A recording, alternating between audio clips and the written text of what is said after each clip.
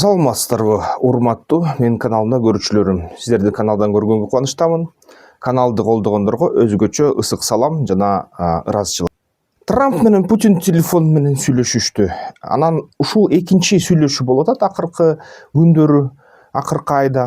Эң кызыктуусу Bloomberg буга чейин алдан ала кээ бир нерселерди айткан. Крымды Орусияга тапшырып бекитүүнү убада бергени жатыптыр. Андан сырткары дагы ушул Трамп администрациясы эл аралык трибунал Путинге каршы кылмыш иштерин козгогон эле, ошол кылмыш иштерин козгоо боюнча комитетти токтотууну убадасын берген жатыптыр кошумча дагы.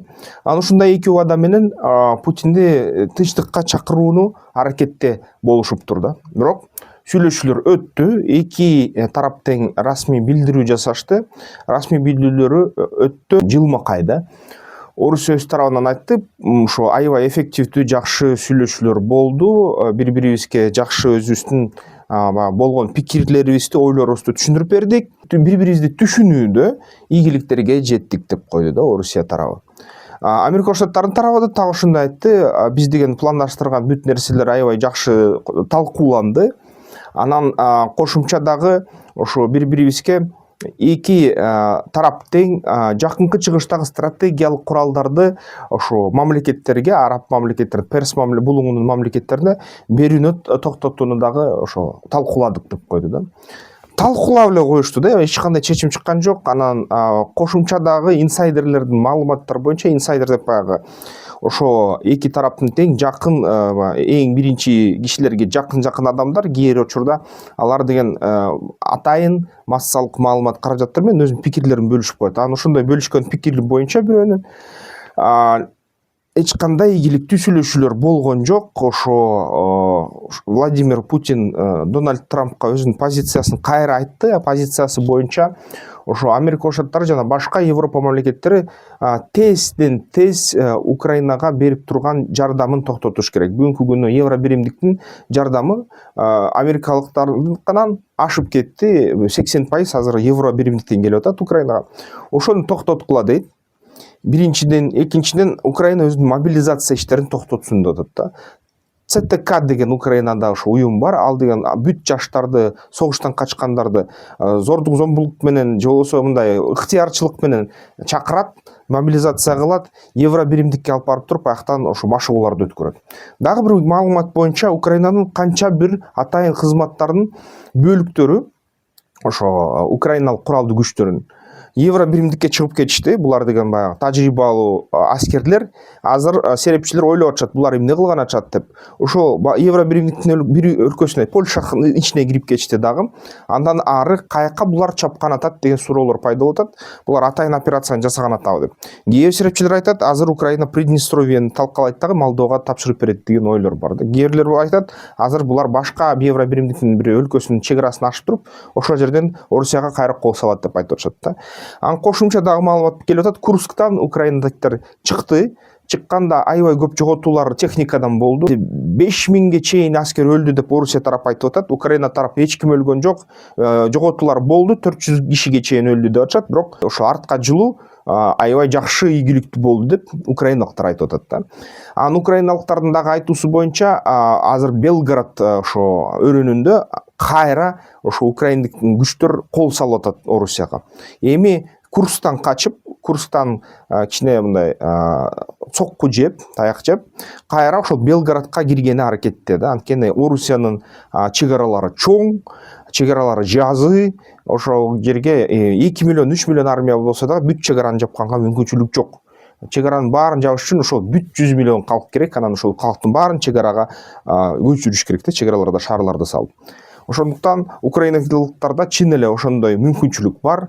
Керек болсо майда ушул отрядтарга бөлүп туруп, ар кайсы чек аранын жеринен жортулгулса, көп деле ийгиликке жетишпесе дагы баары баягы Орусиянын өзүн өзү сыйлоо сезимине кичине бир зыян келтириш мүмкүн да ушул украиналыктардын куралдуу күчтөрүнүн.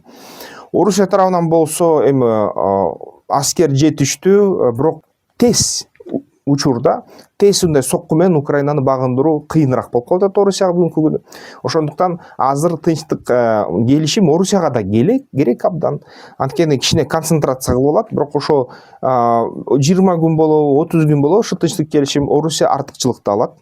Жана артыкчылыктын аркасынан Украина кайра ошо зыян тартат да. Ушундай нерсе деп бүт серепчилер сүйлөшүп атат. Бүт серепчилер ушундай мындай багытта талкуу жүргүзүп атышат. Ошондуктан эки тарап тең тынчтыкка кызыктар эмес толугу менен, бирок Орусия тарабы тынчтыкка кызыктар, Украина кызыктар эмес. Анткени тынчтыкты алса, ошол Орусия тарап артыкчылык кайра күч Орусиянын тарабына өсөт, кескин өсөт. Орусия тарабы ошондо Украинанын чек араларын көп жеринен жырып өтүп туруп, кайра аябай чоң ушундай өзүнүн сүйлөшүү позициясын бекемдейт дагы. Украина расмий дагы бир нече территориясын жоготот да. Трамптын администрациясынын дагы инсайдерлердин сөзү боюнча, ошол алар Зеленскийди багынтат баары бир, Зеленский Украина баары бир территориясын жоготот. Мындай сейрек кездешүүчү металлдарды иштеп чыгуу жана литийди иштеп чыгуу боюнча Орусияда да маалыматтар чыга баштады. Мисалы үчүн, ушу мен ойлойм да, Илон Маск эмне үчүн ушунчо Орусияны колдойт деп. Бул жерден эгерде жакшылап ойлонсок, байкасак, ары бери карасак, тез эле түшүнөбүз да. Анткени Илон Маскка кебейсиз ушундай литий керек, литий запастары керек. Ошон үчүн ал баары 98% литийдин ошо запастары, кендери Кытайдын колунда. Ошон үчүн Кытайга чоң Tesla заводун салып Илон Маск ошо Кытай тарапка да кызыкчылыктарын каратат. Экинчи дагы тарап бул Орусия. Орусияда аябай көп сейрек кездешүүчү металлдар бар. 1% чейин жакын да. Ошо Орусиядагы эгерде литий бере баштаса, Америка Штаттарына жана ошо атайын Total компьютер системаларын чыгарууга материалдарды бере баштаса, сата баштаса сырьёну, бул стратегиялык жактан Илон Масктын дагы байлыгын көтөрөт, Американы да кайра байытат. Ошон үчүн булар Орусияга жан тартып, Орусиянын ошо кызыкчылыктарын көздөөгө даяр болуп турушат азыркы администрация, азыркы ушул элитасы. Ошондуктан Украина чоң коопчулукта да. Албетте кандай бул иш бүтөт эми көрөбүз да. Кошумча жаңылыктарды айтсак, мындай эми геосаясий жаңылыктар бар оор да, жакшы жаңылык жок мындай айтканда. Бирок аны дагы серептеп койбосок, билип койбосок дагы жаман да, мындай сокур адам, дүлөй адамдай болуп билбей жүрсөк. Газадан ошо 1-мартка Израиль дагы ошо 50 туткунду бошоткула деп айтыптыр Хамаска. Хамас болсо ошо аябай кичине кечигиптир 1-марттан. Аны эмки бөөнөтү 11-мартка коюлуптур, ошол жалган Куран айынын 11-де. Аяктан да Хамас өзүнүн ички иш аракеттерин мындай басаңдаткандыктан анан Израиль айтып атат, биз Хамас ушу биз чечимди бузду деп эсептейбиз жана Хамастын аскердик даярдыктарын байкадык деп туруп ошо соккуларды ура баштады. Рамазан айынан газалыктар тамактанып атканда ошо Израиль бомбаларды ыргытты. Хамастын айтуусу боюнча 400 киши өлдү. Израиль тарабынан баягы айтып атышат, 400 киши өлгөн жок, 220 киши өлдү деп атат. Бирок Хамас чеккен тарап, анын маалыматы балким тагыраак болот. Андагы Израиль көп чыдады дейт. Чыдап туруп ошо Хамас 2 жумадан ашык 3 жумага чейин өзүнүн келишимдерин аткарган жок. Ошон үчүн эми Израиль келишимдин Хамас тарабынан бузулса, Израиль дагы бузат деп ушундай бомбалап башташты да. Америка Штаттарынын ошол расмий өкүлчүлүктөрү дагы айтып чыгып, Трамп Газага, Хамаска эгерде убадасын аткарбаса, 50 туткунду чыгарбаса, азырынча ошол 50 туткун Хамастын колунда дейт, 59 киши. Анын ичинен 24 киши тирүү деп эсептелинет да. Анын ичинен Америка Штаттарынын жаранында бар.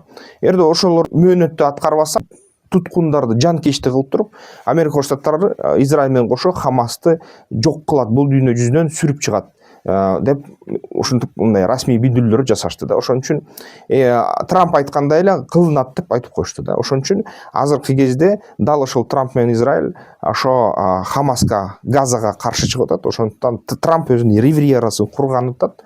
Ошо Хамастын жашоочуларын баарын сүрүп чыгып, башка өлкөлөргө жок кылып туруп, өлтүрүүчүсүн өлтүрүп, анан ошол жерде таза ошол ривьера деген курорт курам деп ушундай кандайдыр пландарын айткан мурун. Анан ушул тарапка иш баратат окшойт да, тилекке каршы. Анткени эл жапа чегип атат да, бул жерден жүрөк кейит. Дагы ошо Ливан менен Сирия ортосунда кагылышуу болуп кетти 2 күн мурда. Аяктан баягы Сириянын расмий ошо жаңы бийлигинин ошо 3 жоокери Кээ бир булактар айтат, аябай курсак ачып кетип бир койду атып алып, ошол койду жеп алышкан, анан ошол койдун ээлери келип туруп, аны Ливандын территориясына алып кетишкен. Ошол койдун ээлери шииттер болуп калыптыр. Анан ошол жерден алар таш бараңга алып өлтүрүштү деп атышат да. Мен ошол видеолорду көрсөтө албайм да. Көрсөтсөм эле YouTube блоктойт. Мисалы үчүн ушул кечээ бир ушул боюнча видеону чыгара баштасам, YouTube блоктоп салган. Анан албетте ушундай видеолорду чыгарганга кыйыныраак болуп калат. Telegram каналда алып барганга кичине убакыт жетпей атат да, кол жетпей атат. Кийинчерээк алып барсак балким болот. Ал ошентип акырында башка теория боюнча ушул 3 патруль чегараны патруль кылып атып, чегарада азырынча эмгичекте сетка илине элек, чычырганак, темир чычырганак илине элек. Ошондуктан 3 жоокер дейт, Сириянын армиясы кокусунан адашып алыптыр дейт, кирип кеттиктир ушу Ливан территориясына Хезбалланы колдогон шиит айылына кирип кеттиктир, шиит айылынан анан аларды кармап, туткунга алып, таш бараңга алышып өлтүрүп салышты дейт. Ошону билген Замат Жулани буйрук берген. Ал буйрук боюнча ошол шиит айылдарын градтар менен жана башка ушундай массалык ракета атуучу куралдар менен атқылашты. Ошонун аркасы менен Ливанда ошондой буйрук берди. Ливан авиациясы канатына туруп, ошо Сирия атып жаткан жерде дагы бомбалады. Анан кайра Жулани менен Аун бул Ливан президенти, Жулани же болбосо Мохаммед Аш-Шара ошо Шамдын президенти, Сириянын президенти. Алар бири-бирине чалышып, кайра ушул согушту токтотуу боюнча сүйлөшүүлөр жүргүзүп, согушту токтотушту дейт. Ушинтип кайра тутанып, кайра өчүп калды. Ошол жаңылыктар, кабарлар ушундай геосаясий тараптан. Сиздер оюңуздар кандай? Оюңарды бөлүшкүлө. Ушу негизи согуштар деги токтойбу, ушу кагылыштар деги токтойбу? Биздин дүйнө өзгөчө татаал. Ушул дүйнөдө бир четинен аябай күчтүү болушуң керек, сенден корксо сени эч ким өлтүрбөйт, сага эч ким кол салбайт. Экинчи четинен бай болушуң керек да, анткени күчтүн аркасы байлык. Тамак жетиштүү жеш керек, эң кымбат курал колдо болуш керек дегендей. Бирок аны камсыздаш үчүн эң биринчи элге керектүү товарларды өндүрүп, сатып, ушуну бутка туруп, ошентип байлыкты түзүш керек да, бүт дүйнө боюнча, өлкө ичинде да, өлкө сыртында да. Ошон үчүн бизнес пландоону, ишкерчиликти жасоону, алдын алууну үйрөнүш керек. Бул QR код менен катталгыла, силерге курс беребиз, ошо үйрөнсөңүздөр болот. Анан дагы каналды колдоп койсоңуздар болот. Дагы бир сыйра ошо айтып кетерим, каналды колдогондорго чоң ыраазычылык, колдоолоруңар жетип атат, келип атат. Эмки видеолордон көрүшкөнчө. Тактикалык федерациясынын мүчөлүгүнө киргиле, страйк болойн огула. Ден соолукка жакшы.